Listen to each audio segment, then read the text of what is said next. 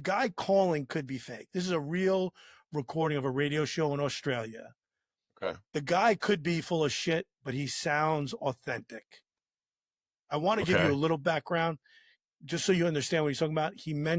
I think he mentions Happy Valley or something like that, which I think he claims at some point is like a sanitarium or crazy place, which were much more common when I don't have the year, but this is, again, another one of these older ones. And I think he was in a crazy house, but somehow called a radio station. Maybe. Like, they don't really know. The guy, I think he identified himself as Bongo, but what he talks about, going back to our urban legends, he talks about this creature called the Yowie in Australia, which is like their version of Bigfoot. And he claims to have had a run-in, and that's why he's under care, because of his experience. Because they don't believe him, and they think he's loony. Either this guy is like, should have been like better, he's better than Jack Nicholson, or this is legit. All right. Can't wait. It's a little long. Get back. Anyway, I asked him whether he was going to Narrabri, and asked him whether he could ring the NRMA or when he got there or something to bring me out some fuel as I was a member. Yep. And he said, you won't get anyone to come out here after dark. And anyway, he didn't explain why. The road was blocked. Right. So you were stuck there? Staying in this big old four-wheel drive all through the night, and about 3:30, 4:45, this thing just fair started a rocking, and all these funny weird lights and that were dancing around outside, and I looked out, and what looked through the window at me is why I'm in this state today. He pulled the door off its hinges, and this thing, like, it defies explanation. What it looked like, it was horrific, and it took me through the bush a fair way. So it grabbed hold of you, and we ended up at this.